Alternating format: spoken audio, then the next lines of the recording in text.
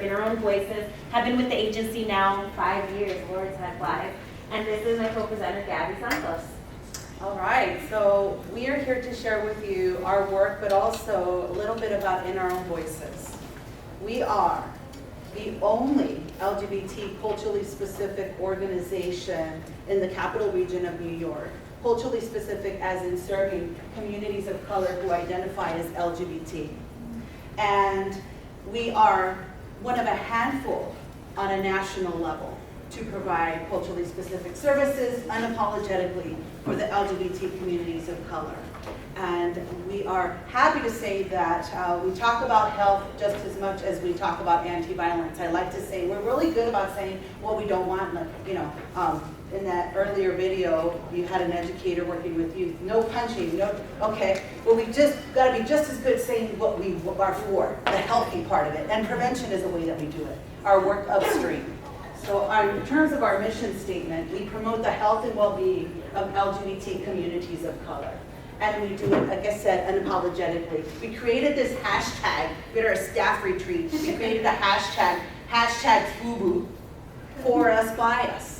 Because when I say culturally specific, it means that everybody from our board to our volunteers identify as LGBT communities of color. People who are all around the spectrum of race, ethnicity, spiritualities, sexual orientation, gender identity, ability, religion, socioeconomic status, criminal history background. We are intentional about being inclusive and identifying. If we're going to do the work to promote change in the communities, then change agents need to represent our community. So this particular training is going to be focused on engaging LGBT POC communities in prevention, particularly mobilizing around media and social marketing campaigns.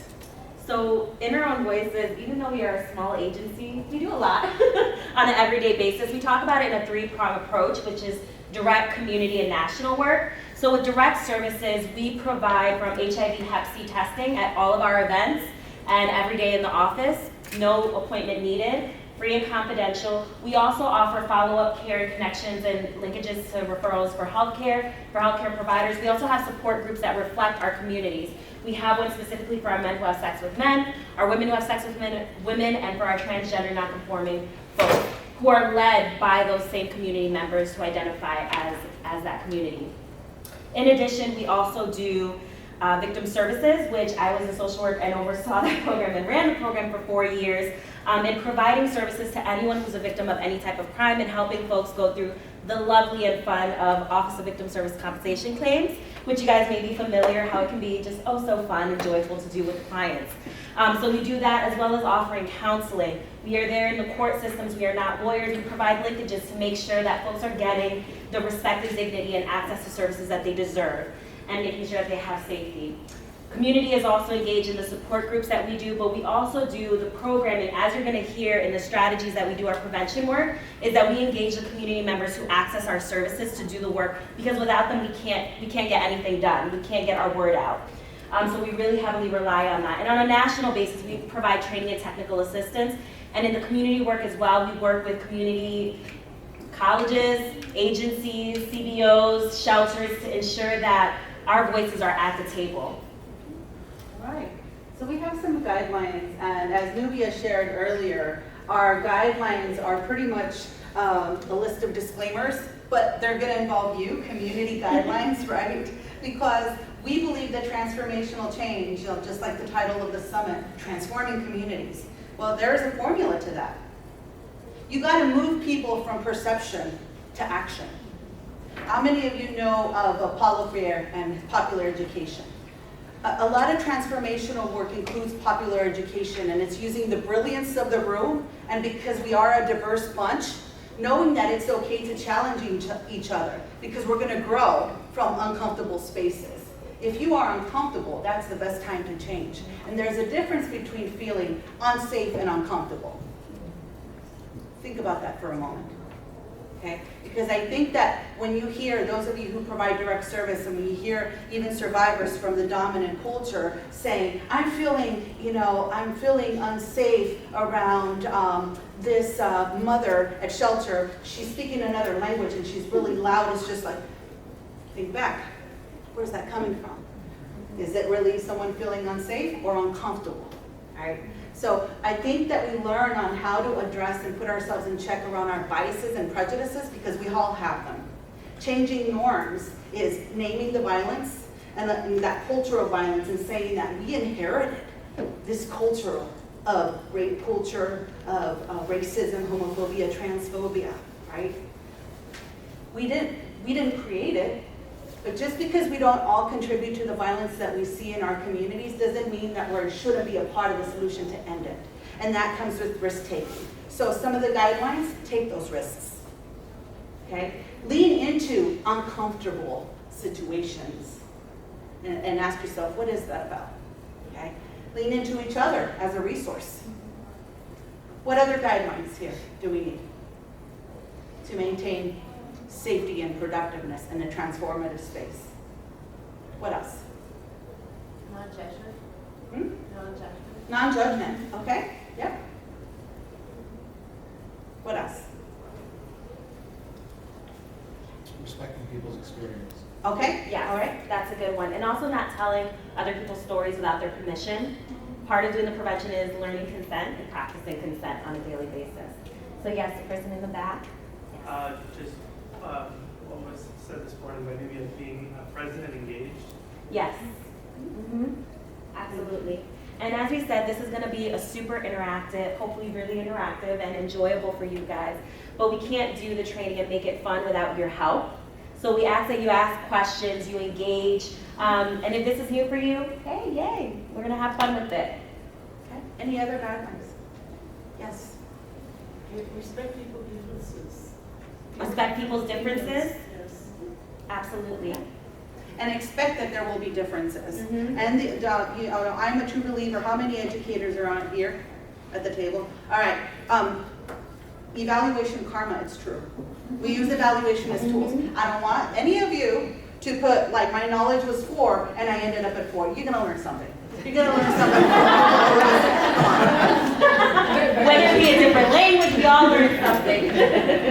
All right. So if those of you who brought your cell phones, we are going to participate in some anonymous polling just to do a temperature check of where you are at with Can everyone see mobilizing this? communities. Or do I need to write another one? No, that's good? Okay, perfect. So what you're going to do is dial that number that you see, text that number 37607. The message that you are going to text is LGBT prevention, no spaces, okay? Once you get in there, it's going to send you a confirmation. I'll give you a moment to do that so that we can all then participate in the digital poll.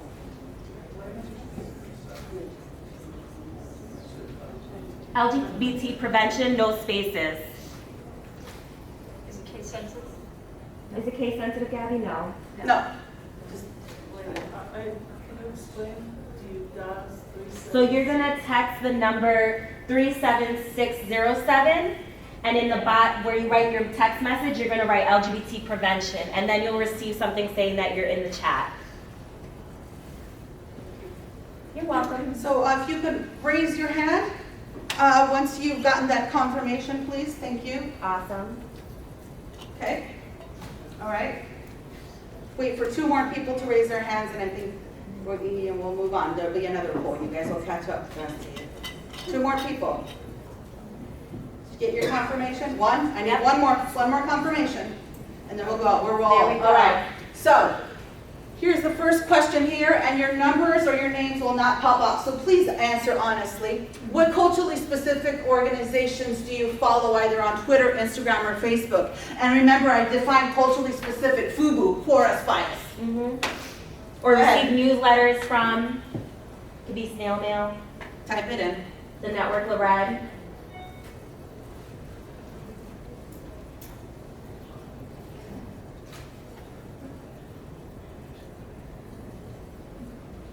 Okay. So helping with the acronyms here, some of those I believe are local. What is ATASK? Agent Task Force. Oh. Okay. How are they culturally specific? They- I'm to hear the name, but I just want to know. Agency, I feel a little strange. They work with Asian communities on restaurants. Okay, In Massachusetts. awesome. Do the staff reflect that, the community? I would say yes. Awesome. Again, I'm not on the board for. And thank you for answering none. Thank you so much. Because, and I'm going to say that prevention efforts, and prevention work didn't just happen. We're not packaged it in the last little over a decade. I'm at Nubia at the prevention summits that we used to do with Calcasa. And about 10 years ago, it was like this new thing. And it was packaged differently. Like, wait a minute, no, we've been doing this for a long time. This is prevention is on you. It's called anti-oppression work. You just package it differently now. But it's no wonder that there might be some of you who are not following culturally specific prevention organizations, because that's an emerging resource, even though the work is not new. So I know someone else had posted CAIR. I don't want to mess up how to pronounce the acronym. So does anyone know what that stands for, or they can just text what it is? Please and thank you. Council of American Islamic Relations. Okay. And thank you for bringing up non-traditional anti-violence organizations, non-traditional DVSA organizations, because I don't think we do enough to collaborate across the board with social justice organizations like Black Lives Matter. We are locally in New York finding ways to collaborate with our local Black Lives Matter. We recently, this is our second year, that we collaborated with Trans Day of Remembrance and doing a march. Black Lives Matter with In Our Own Voices doing Trans Day of Remembrance. We got to challenge ourselves to reach out more. Because all the work is interconnected when we really take a step back and look at the pictures and the identities. We're not just Black, we're not just LGBT. We have multiple identities that intersect and impact how we show up in doing the work. Yep, so thank you. If you Black Lives Matter, Code Alliance, always been an ally to anti-violence. Excellent. So let's do our next poll.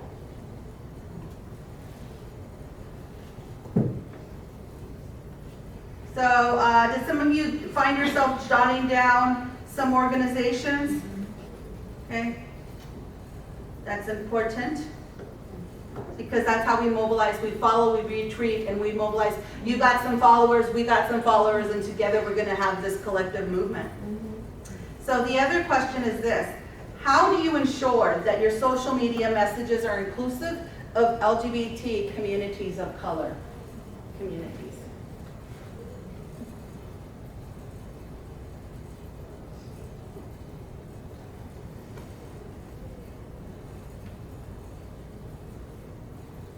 So your messaging,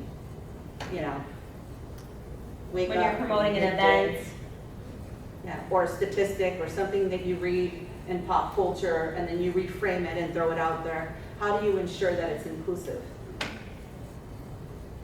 so whoever wrote visibility, can you talk to me a little bit, or text it a little bit more about, is it visibility that you can see it in the pictures, in the language?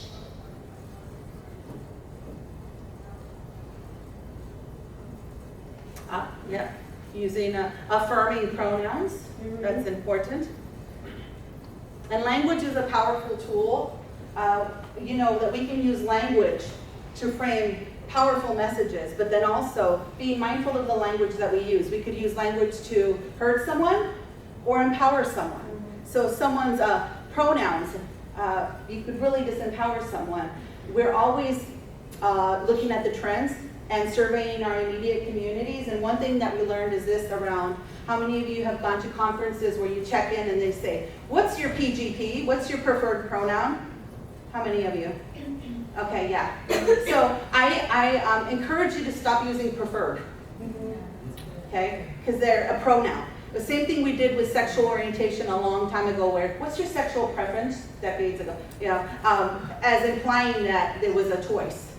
So, same thing. Picture, language, promoting, sharing LGBTOC-led events, awesome. Awesome, so you also have FUBUs. Yes, run with it.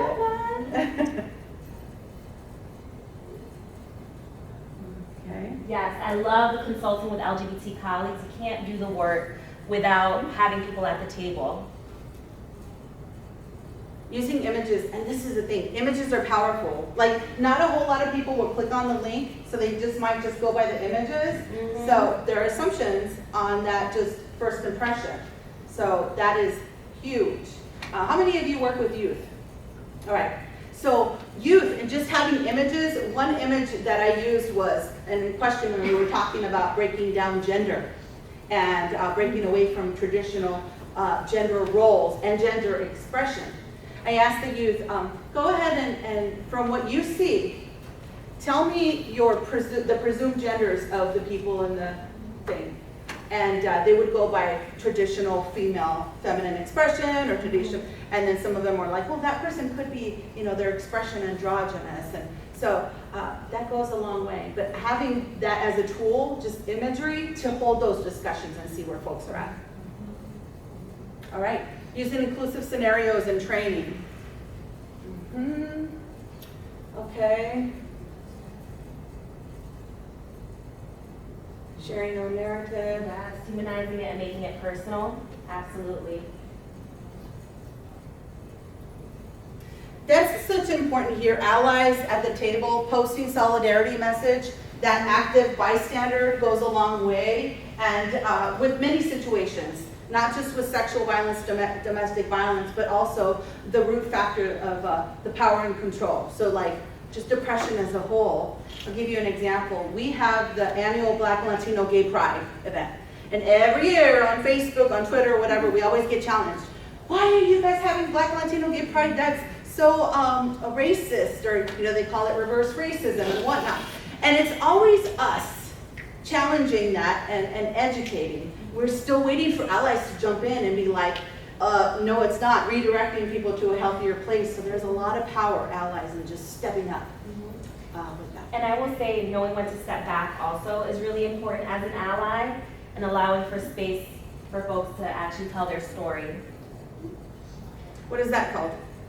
When someone is not mindful of the community voice.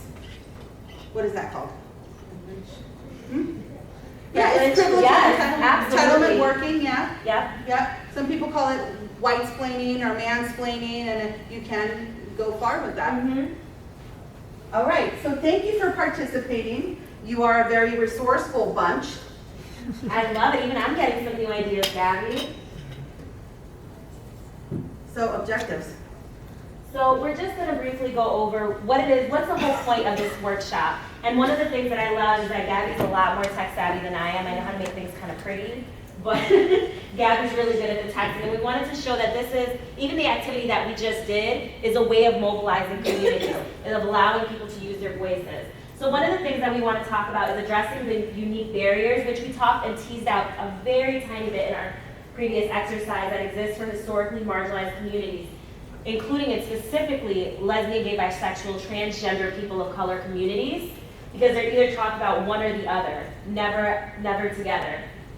The other part is to discuss the importance of inclusive social media and marketing and its impact on people of color and LGBT communities. And we're going to talk about it in, as Tony mentioned earlier, the campaigns that we did and that process and what it looked like. And then also to compel accountability to implement change as an ongoing process. And what we mean by that is that change doesn't just happen overnight. It doesn't just happen by sitting in a workshop one day. It is something that happens in the everyday conversation. It never ends. And it's not just the frontline workers, but it has to go from frontline to all the way to board educators and the people who fund us to do the work.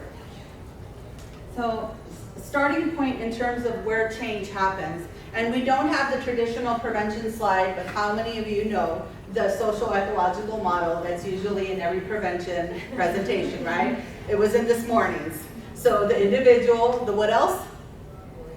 Relationship, what else? Community, and Oh, you then? guys have more energy, come on. And then?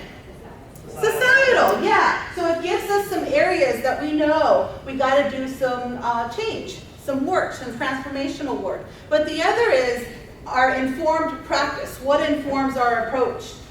Going upstream, looking at the root causes. It's important to name the violence and where it begins, because it's a continuum. You don't just get here. You know, oftentimes when you speak with someone on the crisis line around a domestic violence screening, and you ask them, when was the last time that you were abused? Oh, that was last night, the first and the last.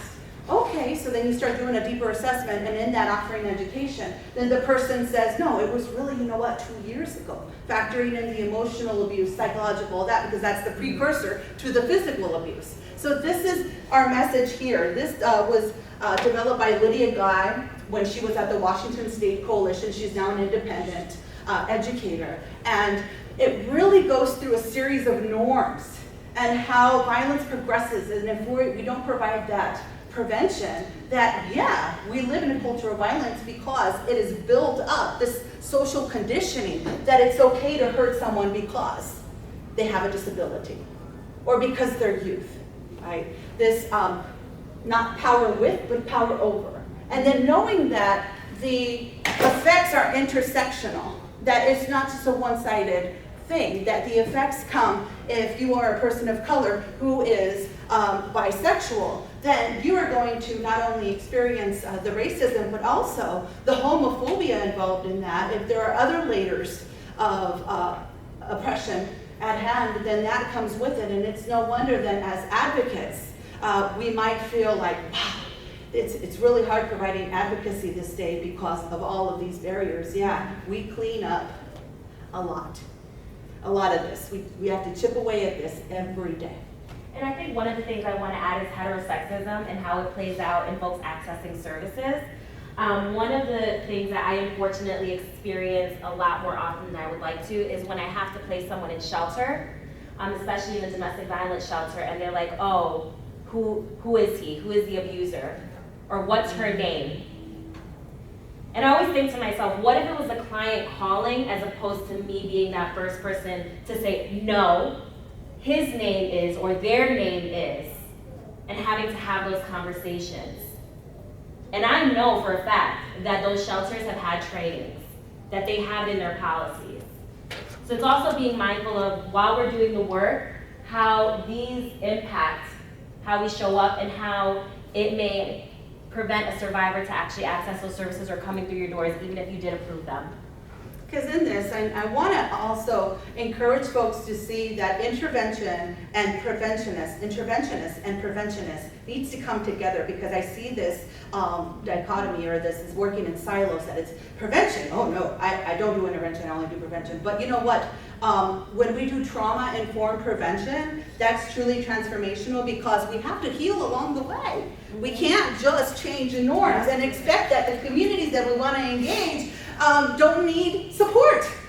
The campaigns that we're going to show, you're going to see people who have come through our doors for, rape kits, for counseling, for food pantry, for name change, birth certificate, trans health. We can't not say, oh, we don't do intervention, we only do prevention. Nah, it's all part of it, because it gives us that strength and that collective force, because when we heal together, then we are more as a united front. So. And one of the things I want to add in is that even as being an advocate, people say, oh, I'm just an advocate, I'm not an educator. We are.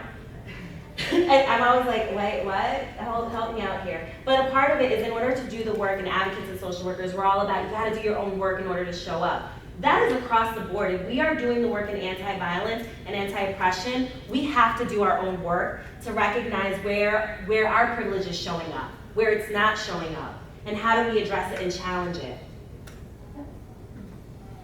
No, this is yours. So we talked about the healing that we're doing. Part of it is internalized depression. So if we are impacted by oppression, we are also carrying around its effects. The effects can confuse us sometimes. The effects can come out with hurtful actions and behaviors, even against our own communities, even toward our own communities. So how many of you have worked in a place, and it could even be an anti-violence organization, where someone says, you know what, I'd rather work with men because women are just so emotional and so dramatic and all that. That is an effect of sexism. We internalize it where it's unhealthy, and we're not empowering other women. I've heard people come to our support groups because we have a YMSN support group for men, bisexual, men who have sex with men, pansexual, bisexual men. We have a WSW, women who have sex with women, lesbian, bisexual, pan, and we have a trans care. So we also have these direct services, and in that we hear a lot. So I have heard some people within groups say, you know, I've heard a gay person tell another gay person, you know, that person is just so flamboyant. I don't hang with that person because they're just so flamboyant. Why do they have to put their gayness out there? Or they're too gay. That's in effect, that's internalized homophobia. So because of the pain that we're carrying around, we're carrying behaviors that are not the healthiest. And how can we as a community work on prevention, which is changing unhealthy norms to healthy norms, without healing ourselves from that internalized depression? And I'm talking about women, the internalized sexism that we carry among, with each other, people who are LGBT as well, how we internalize that, people of color.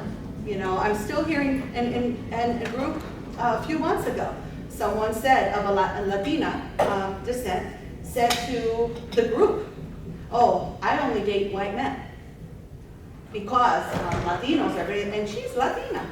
The self-hatred of our own communities because of internalized racism is real. And I would even say sometimes it comes out very subtly. And again, we're not talking about these very overt ways.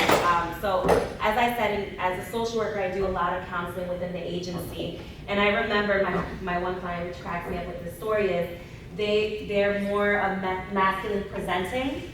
And they said to me, you're a femme, you're a feminine woman. What the hell do you know about what I experience as a woman? And I'm like, well, we are both part of the LGBT community. I'm not even trying to claim that I'm a stud in any way. Right? I'm not masculine in any way, but we do have some experiences that we can share. And what I say when I give that example, it's you have to challenge when those conversations are happening and engage in that conversation of where is that coming from? We good? Any questions so far? Okay. So this is where we get interactive, get some energy going.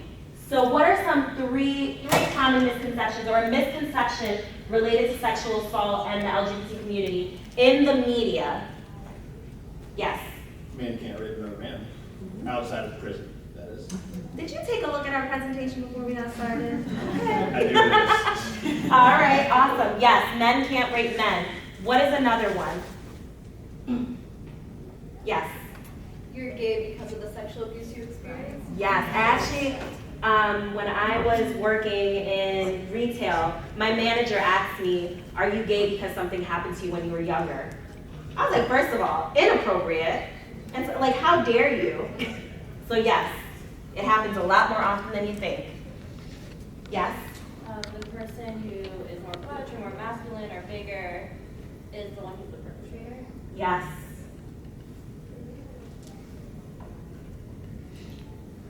You guys were texting away before, yes? Gay men are pedophiles. Gay men are pedophiles? As are any trans folks looking for a bathroom. Yep. Yep. I think that it's not as severe or traumatic as a traditional male on female sexual assault is often the perception. And women can't rape women, right? Correct. Right, that just doesn't happen. Yes. Being trans or gay is a choice, period. How about when you watch that Being Latina, for my Latina women out there, and even for anyone who watches novelas or soap operas? Culturally, what shows up too? What are some misconceptions that happen? Oh my God, every main character is raped and then falls in love with her rapist because really Yes. she really loved him. She just didn't Preach it, know. girl. Preach it. Anything else? Because like I said, I know about Latina soap operas specifically. That I used to I grow don't up watch on them those. though. I don't watch them anymore. but that's what, when you think about it, that is how we grow up. About earlier, normalized. Yes. Oh, there's two people, so you first. Guatemala typically don't have LGBTQ folks. Yes. Accepted. Mm-hmm. If they are, they're very foreign-minded. Yes. Or very And the masculine. comic Yeah. person. Mm-hmm. I was gonna say the same thing for Asian Mm-hmm. stuff, Asian media. Mm-hmm. Absolutely. So how about skin color? I'm surprised y'all didn't bring that up because like, you know, those who are the servants or the maids are the ones more so that look like, us. And then you got the blue-eyed blonde hair as the lead characters that don't even, look traditional Latina characteristics and stuff, so, yeah. And our youth are watching this. Or what a gay person should look like, a lesbian, gay man, or trans person. So yes, you guys did definitely great examples, thank you so much. And yes, that it is impossible for a woman to rape another woman. Members of the LGBT community are hypersexual and welcome sex at any time. The other one is men can't be raped, and it does not simply occur in the LGBT community.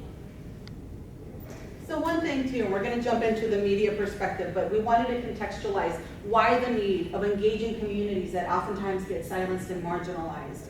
And in order for us to comprehensively do that, we have to look at the unique communities, sub-communities within the LGBT communities of color, because oftentimes they get victimized because they come from a place of misunderstanding based on what community or subculture they're a part of. So people living with HIV, there are different tactics, right, that can happen specifically with victims who live with HIV. And I'm not just saying, the correct way of saying is living with HIV. Someone can live at undetectable status. There's a pre-exposure prophylaxis that also helps prevent HIV. So people are like, why HIV? No, because a lot of our communities are living with HIV, and that's important. So what do you think that is unique in terms of someone experiencing any sort of abuse who is living with HIV? How are tactics different for that person? Anybody? Fear of that being shared about their. Yeah, So that being can be outed. that's a common threat. Yes. I saw What someone else? over on this end. Threatened or actual withholding medication. Yeah. Yeah, sabotaging someone's health. Mm-hmm. Being ostracized. Ostracized, withholding medical insurance as well. I believe there was someone else at this table. Okay. And substance abuse is another one. And there's this myth saying that, well, if that person wasn't drunk, they wouldn't have abused me. Or if I wasn't drunk, I wouldn't have been sexually assaulted.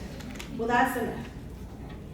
What we know is that substance abuse can be a contributing factor in an already abusive situation escalating, right? And we've seen many examples of how when someone is an abuser and they get clean and sober, they just become a clean and sober abuser.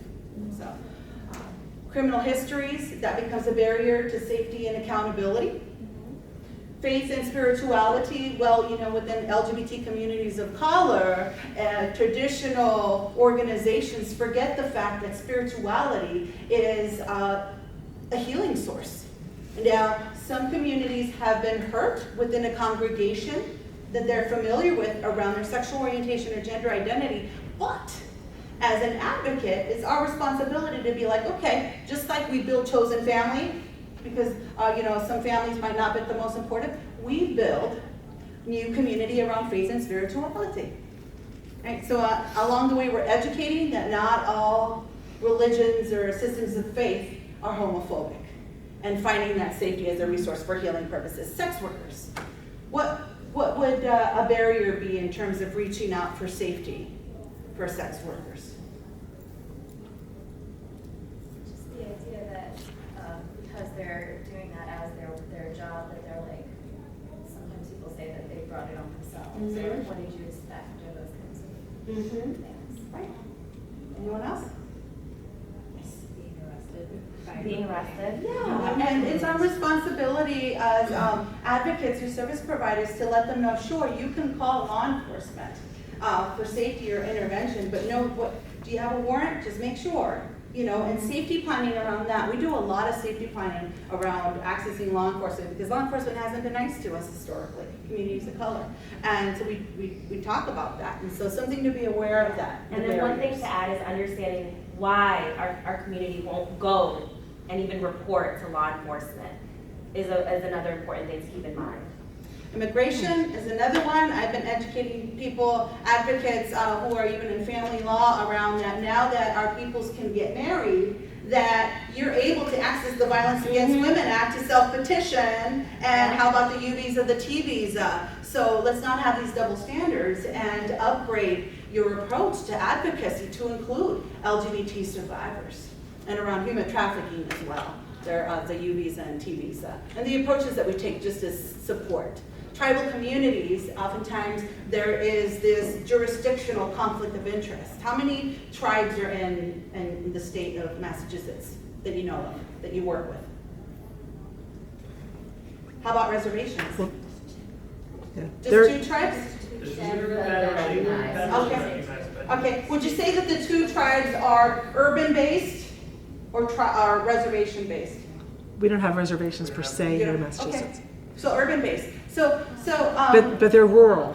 They're rural. They're just not. Okay. It's not mandated. So in terms of the recourse and policies, that becomes the state. So you don't have to worry about like conflict of interest and jurisdictional. But that's one thing to think about if that was. But of course, how are you being inclusive in your outreach efforts, right? And making them know, letting them know that you're there for them, just as you are for other folk.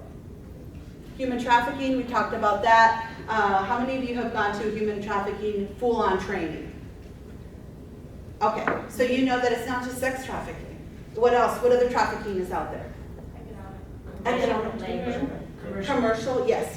So in thinking about LGBT communities of color, when you have youth who are being trafficked, it may very well look like they are consenting to be part of the sex industry. And some of them are groomed to where they don't have the education or feel empowered to know the difference that they're being lured into in this non-consensual business transaction. Right?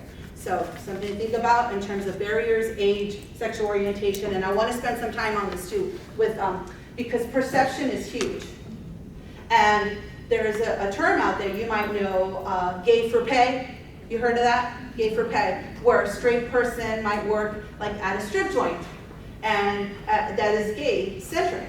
And they're not really gay, but they have to act gay while they're getting paid. Well, with youth primarily, there's a term where they're straight for pay if they are LGBT, and that can break their spirit. So out of survival sex, they have to be straight for pay. I'm thinking about that as well. People with disabilities, and I want to challenge us to think about the invisible disabilities, developmental, because some people might be employed, some people might be parents.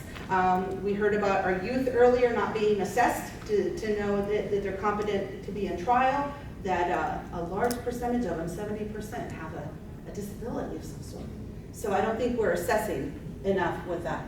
Youth and our elders. And just with LGBT communities and elders, one thing I like to tell the new generation is to honor the leadership of those who paved the way, and to not assume just because we don't have elders at our pride parades or whatever, that we don't need to reach out or design services, because not everything is pride related or not everything is bar related.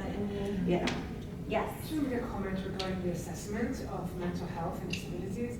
I think when it does happen, unfortunately, people are not confident enough to speak up and say, yes, I do have a disability, or yes, I am challenged because of X, Y, and Z, because of the stigma that goes around it, right? Huge. And it makes me think of what you mentioned about the internalized oppressions that is also linked to mental health.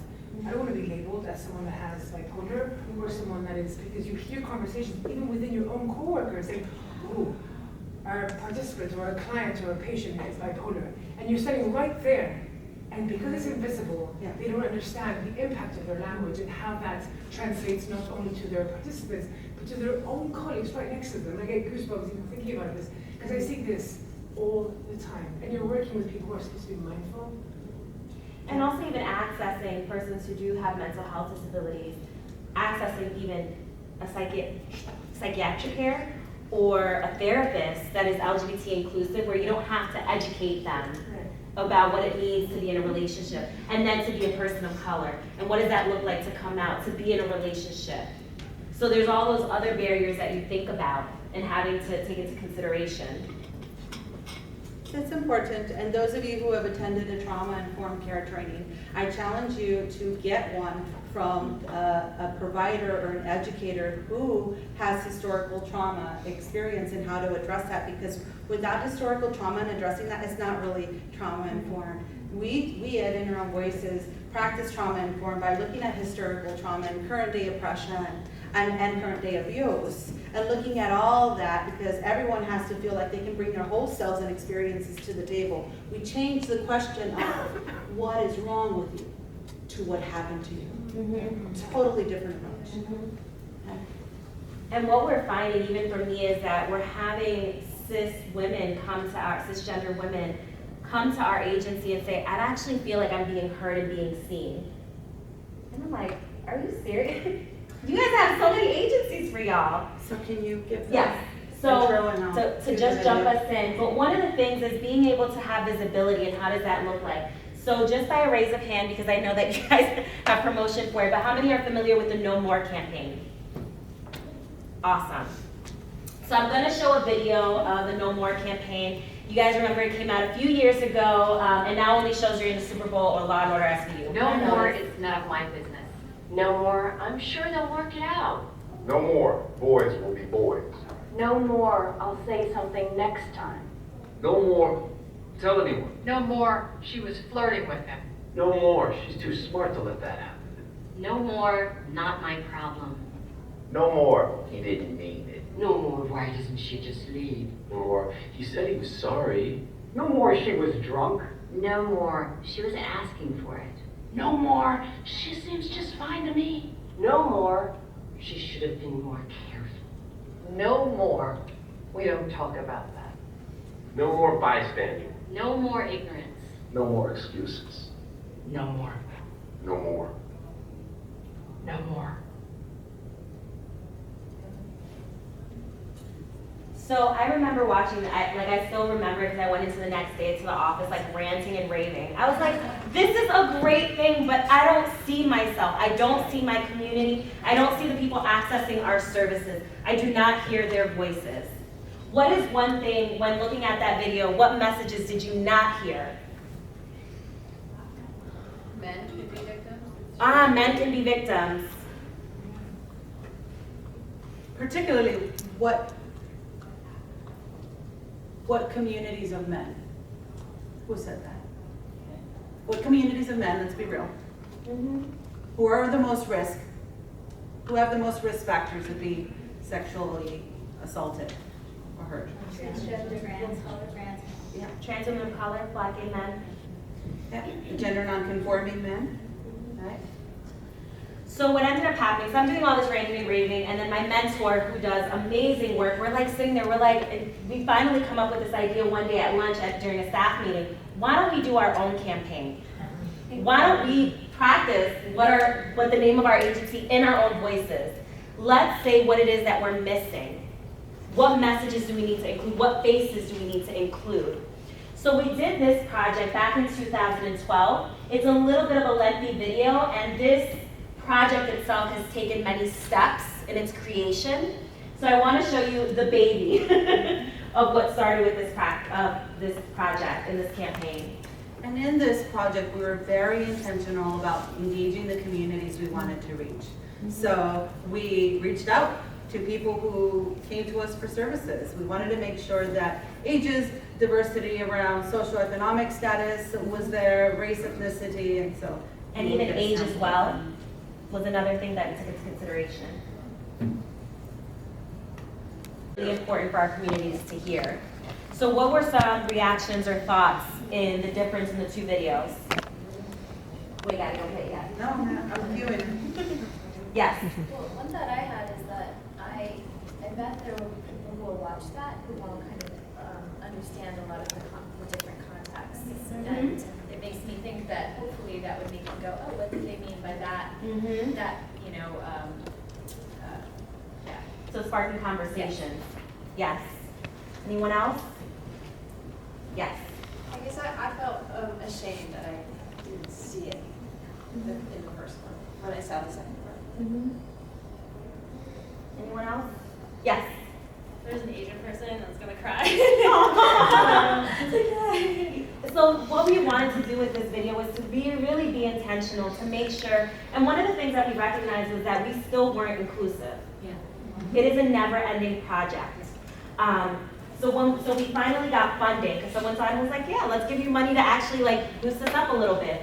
And I remember sitting with Gabby and I'm like, Gabby, something is missing with this. Like there's something missing in this project. And I was like, why don't we talk more about what it is that if someone, because if a friend comes to me, what should I say to them if they're telling me these messages? What do I tell someone who's been assaulted or is a victim of domestic violence?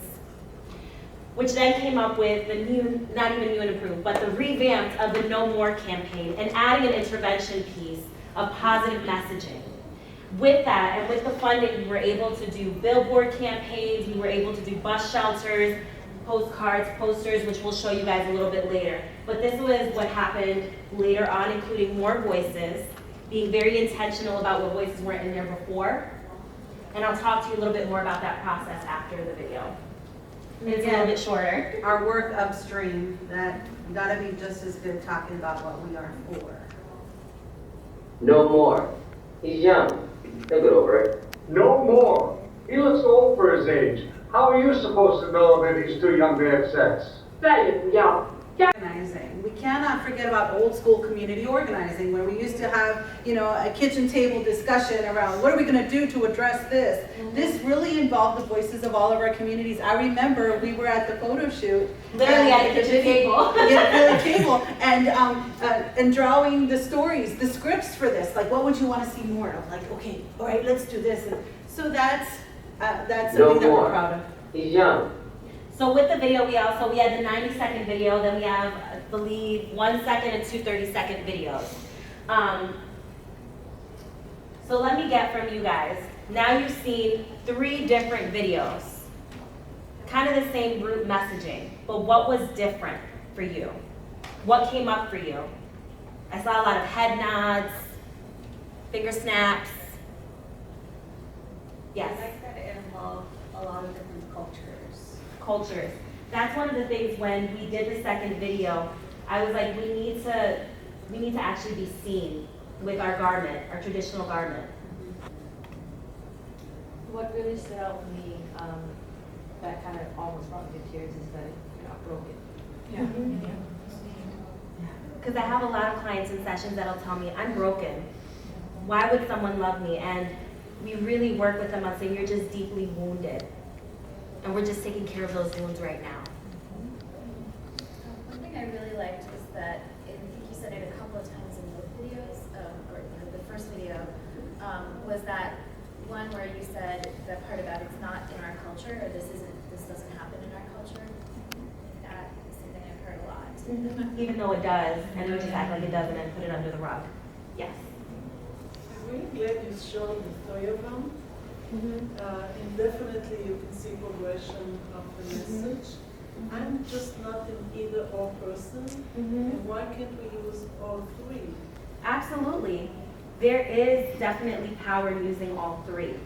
But it's also recognizing that the initial No More campaign, that's where the work ends. And when we were creating this video, I would have loved to have someone do sign language, someone in a wheelchair. And what we found is that in this process, and I remember one of my colleagues was like, if I do this, people are gonna see me in the billboard and assume that I'm a lesbian. Could that put me at harm? And for me, I'm like, holy crap, it's gonna be on the internet. Like, now all my family from Guatemala knows that I'm a lesbian, but might as well do it this way, right? Go with the bang. So that's another thing to take into consideration when we were using community engagement, was also the safety factor that can present as a challenge. Anyone else? Yes. I just think it was great to see that, like, the people that were talking about it, like, that our communities care about this. too. That it's not just white people that care about this issue, Yes. but that we also are impacted and that we care about it and that we're working to change it, which I think oftentimes is we're very invisible in the work in this field. So I think that's really powerful. And then I have like just a question around why did you guys intentionally choose not to use the No More branding in terms of like the way that they brand it? Because I think it would be really powerful to see it for folks that, you know, because they have the resources to be everywhere. Yeah. To see that branding with like, and have it localized that way, I think would be really We powerful. do have it, which I'll show you in the later images, that it is there because you can't use it without giving them their kudos. So that definitely is one, yes. This like sadly brings up the like sort of like trying to hold mercury aspect of prevention and like just trying to think of like kind of maybe like on a good pad it's like there's so much more. Like always. Yep. Yes. Yeah, it made me want the fourth one, like, you know, because I mean, working in schools, there's such a spectrum, and there's sometimes so many kids who want, like, they might be in the right frame of mind, but they don't know what to say. So I wanted that fourth one, you know, that you had taken. I was like, yeah, let's keep going. Now let's have one where it's Absolutely. like, so when someone says one of these things, what are the examples of things that you know we can say? And I think what you brought up, it's supposed to spark up conversation. It's supposed to say, man, if we could do this in our community, this is what we could add to it. If you go to the Joyful and the nomore.org, you'll see that student athletes have also done it as well. But it's also, that's the thing, is you're supposed to spark conversation. That's how prevention and intervention happens at the same time. Yes. Well, what it brings up for me seeing them in a role like this is the kind of, not to what you were talking about before, with representation in media and popular culture, where the first video is, you know, famous actors and actors and the representation there versus representation in the community, and just like the work that goes through that whole. It's that real connection. So with that, as I said, we were able to get additional funding to do bus shelters. So even when we were doing this and planning this, we looked at geographically within our own community, where were we going to get the most accessibility, the more visibility for folks. So we did this, if anyone is familiar with Albany, New York, Central Avenue is really urban. So we had this one on Central Avenue. Story, when we do the event, I remember he came to me crying. He's like, this is just, it's moving to be able to do this work and to also honor the people that we've lost as a result of violence, because we don't do it often enough. My community needs to hear more survivor stories and then from the earlier before. Cultural considerations, again, are not just an intervention approach, also about prevention. So many times I have heard at prevention tables saying that, well, you know, our usual suspects are here at the table, but they're not diverse of the communities. Similar to where we hear from shelters or direct services saying, well, you know, there's not a need for this service because we're not getting the calls. With prevention, there is a need, again, it's just how you strategize your efforts for outreach and how you're getting your messages out there. Remember earlier we talked about framing inclusive messages? It does take homework to do that. Start by following folks that you're not used to follow and taking a step back, decentering yourself and centering more culturally specific organizations as experts in prevention. Just challenging you that way. Acknowledge that you have power and privilege, and always work from a lens of shared power, not power over. And those relationships, collaborate. I've talked about ways that we collaborate with Black Lives Matter movement for Trans Day of Remembrance. Take those risks, collaborate with your faith leaders. Collaborate with folks who don't have anti-violence on their radar as well, but yet might have a follow base of communities of color or LGBT folk. And one of the things, because we said this would be fun, also is that we actually brought messaging that you guys can do. We did it in English and Spanish, where you can write your own messaging, and if you'd like to, you can take pictures with it. Again, this is how we're mobilizing and doing the work and not just centralizing it to just Albany, New York. Yes. Okay. So we have 5 minutes. So I want you to encourage you, how are you going to walk away with not just, you participated and thank you for that, but walking away with how you're going to employ this on a personal level and a professional level. Looking at, again, the socio-ecological model, individual, community, relationship, community, society, okay? Please feel free You get 2 evaluations. to participate. Right, and one for them, okay? Please, it helps us make